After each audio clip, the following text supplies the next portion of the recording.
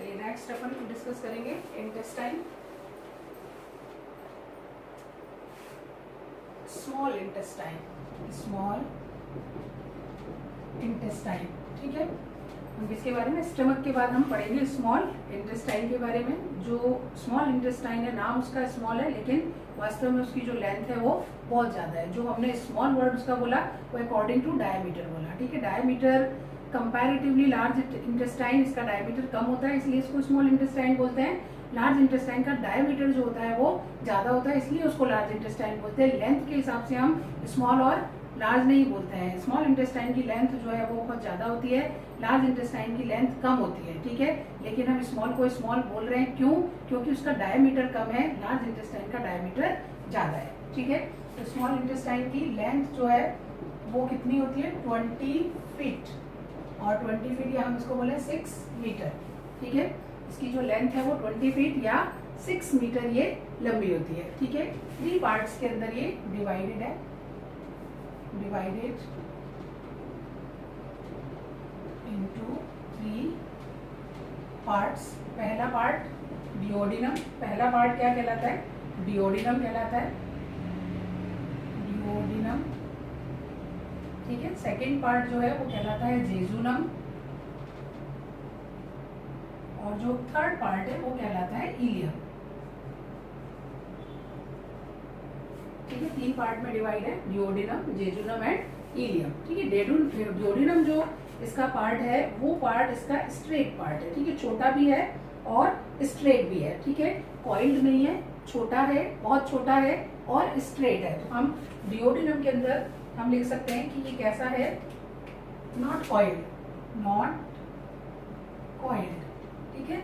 और लेंथ कितनी है इसकी? ओनली 25 सेंटीमीटर, ठीक है। बहुत छोटा है। जो डिओडिनम पार्ट है वो कॉइल्ड नहीं है, स्ट्रेट है। मैं जब भी डायग्राम मैंने बनाया है डाइजेस्टिव सिस्टम का तो आप देखते हो कि इसोफेगस के बाद में स्टमक और एक टर्न अपन देते हैं, वो जो टर्न है वो क्या है? डिओडिनम है, ठीक है। तो डिओडिनम की जो हम वो देखें, हम स्ट्रक्चर देखें तो वो कॉइल्ड नहीं है और लेंथ उसकी कितनी है? 25 सेंटीमीटर। जेजुनम जो है वो हाईली कॉइल्ड है, जेजुनम हाईली कॉइल्ड, और इसकी जो लेंथ है वो कितनी है? 8 फीट, ठीक है। लंबी है, 8 फीट इसकी लेंथ है। जेजुनम की जो लेंथ है वो 8 फीट है, ठीक है।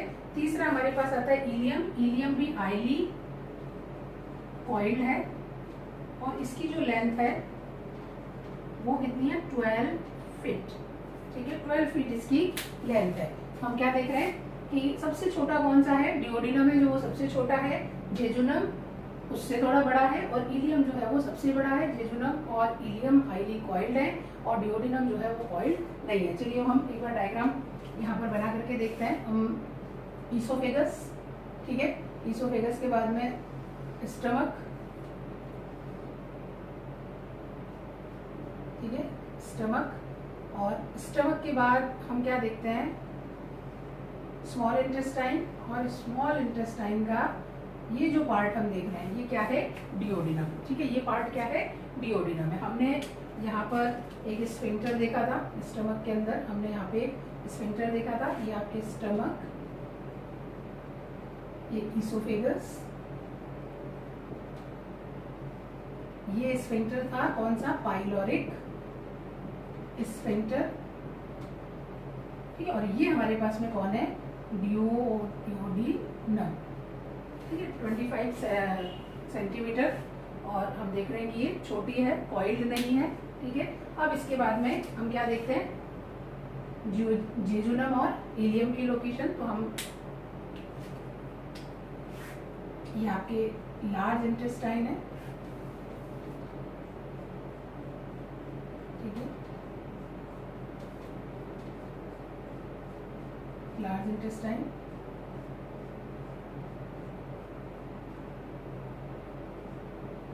सीकम पार्ट, और यहाँ पर एक finger like projection vermiform appendix, large intestine,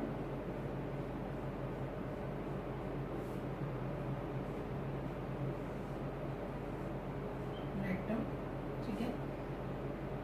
ये अपने पास में डिओडिनम, और डिओडिनम के बाद जो आगे का स्ट्रक्चर है वो है जेजुनम, और जेजुनम जो है वो हाईली कॉइल्ड जो है इंटेस्टाइन वो जेजुनम है।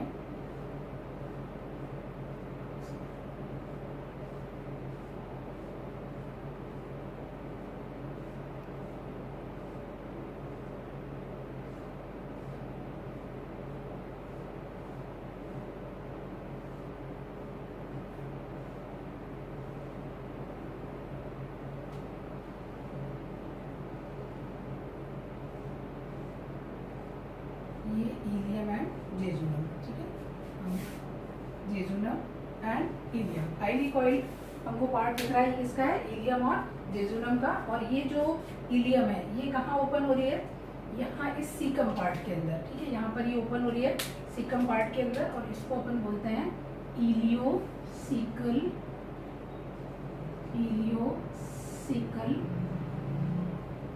ओपनिंग, ठीक है। ये सीकम है, वर्मीफॉर्म अपेंडिक्स है,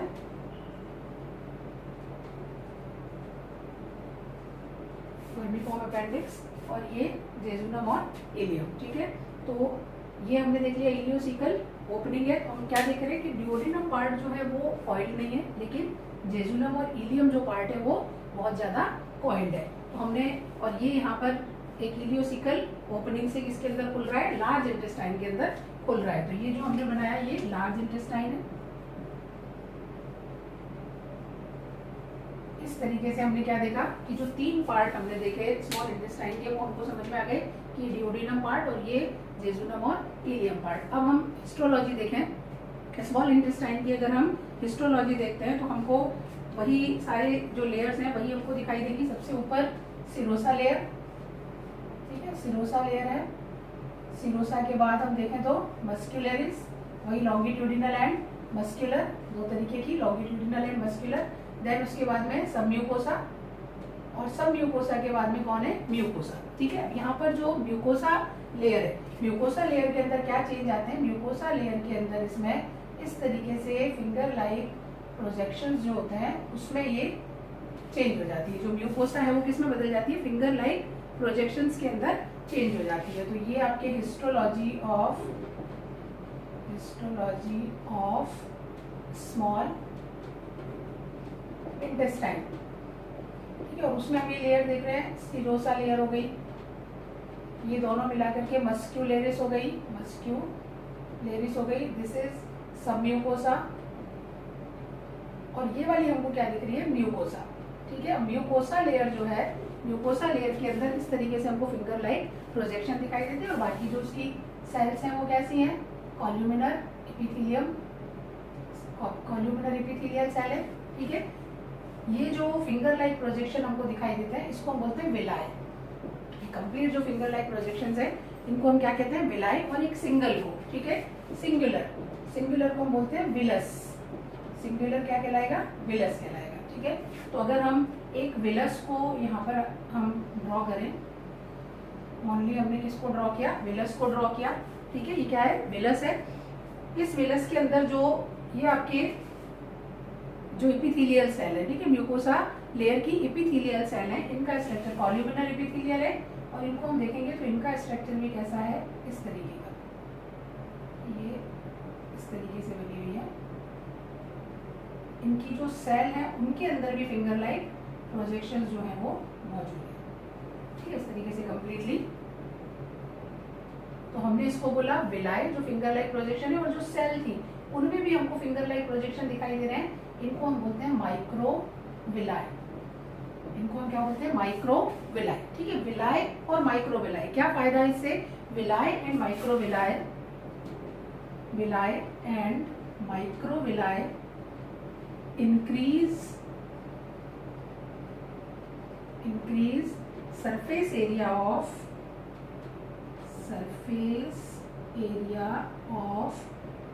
small intestine, ठीक है। 4 surface area of intestine and helps in absorption,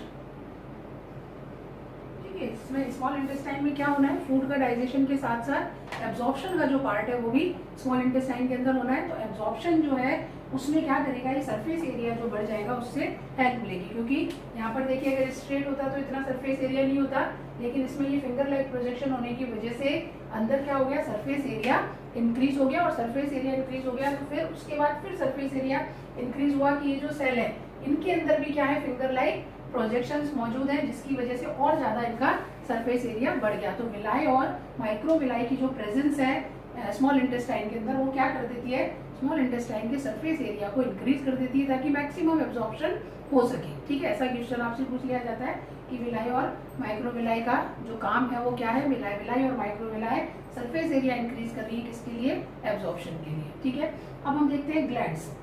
small intestine के अंदर, कंप्लीट स्मॉल इंटेस्टाइन के अंदर ग्लैंड्स प्रेजेंट होती हैं। ठीक है, और दो तरीके की ग्लैंड्स इसके अंदर प्रेजेंट होती हैं। Two types of glands of small intestine, two types of glands यहाँ पर प्रेजेंट है, टू टाइप्स ऑफ ग्लैंड्स। ठीक है, पहली जो प्रेजेंट है वो है crypts of Lieberkuhn, crypts of Lieberkuhn. ठीक है, पहली ग्लैंड कौन सी हो गई, क्रिप्स ऑफ लिबर कोहन। और दूसरी जो ग्लैंड्स प्रेजेंट है वो कौन सी है, ब्रूनर्स ग्लैंड। ठीक है, दूसरी ग्लैंड कौन सी है, Brunner's gland. Crypts of Lieberkuhn जो ग्लैंड है वो कंप्लीट इंटेस्टाइन के अंदर प्रेजेंट है। ठीक है, प्रेजेंट इन कंप्लीट इंटेस्टाइन। ठीक है, बट जो ब्रूनर्स ग्लैंड है present only in duodenum. Important चीज हो गई, ये केवल किसमें प्रेजेंट है, डिओडिनम के अंदर ही प्रेजेंट है। जो क्रिप्स ऑफ लिबर कोहन है ये तो कंप्लीट इंटेस्टाइन में हमको देखने को मिलेंगे, लेकिन जो ब्रूनर्स ग्लैंड है वो केवल हमको कहाँ देखने को मिलेंगी, डिओडिनम के अंदर ही देखने को मिलेगी। तो दो तरीके की ग्लैंड्स हमने देखी, क्रिप्स ऑफ लिबर कोहन और ब्रूनर्स ग्लैंड। और इनकी जो हमने कंडीशन देखी वो क्या देखी कि crypts of Lieberkuhn complete intestine में, कंप्लीट माने डिओडिनम में भी प्रेजेंट है, जेजुनम में भी प्रेजेंट है और इलियम में भी प्रेजेंट है। लेकिन ब्रूनर्स ग्लैंड जो है वो ओनली कहाँ प्रेजेंट होगी, डिओडिनम के अंदर ही प्रेजेंट होंगी। ठीक है, तो अब हम क्या करेंगे, हम सिंपल एक जो इंटेस्टाइन है उसके अंदर हम इन ग्लैंड्स के बारे में पढ़ेंगे कि क्रिप्स ऑफ लिबर कोहन की लोकेशन कैसी है, उसका स्ट्रक्चर कैसा है, उसकी सिक्रीशंस कैसे हैं, और ब्रूनर्स ग्लैंड जो है उसकी लोकेशन कहाँ पर है, क्या उसका स्ट्रक्चर है और क्या उसके सिक्रीशंस है।